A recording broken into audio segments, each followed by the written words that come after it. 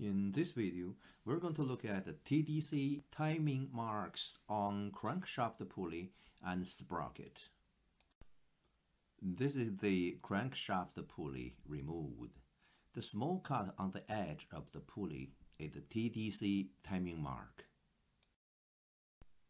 Before removing the crankshaft pulley, you should use a 12-point socket to rotate the crankshaft to set the number 1 cylinder to the TDC position. The cut on the crankshaft pulley should be aligned to the marking on the timing belt cover. This is the timing belt cover.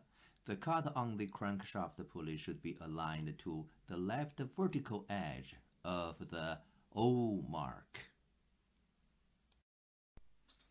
If the crankshaft pulley and the timing belt cover have been removed, you can use the TDC timing mark on the crankshaft sprocket and on the oil pump case.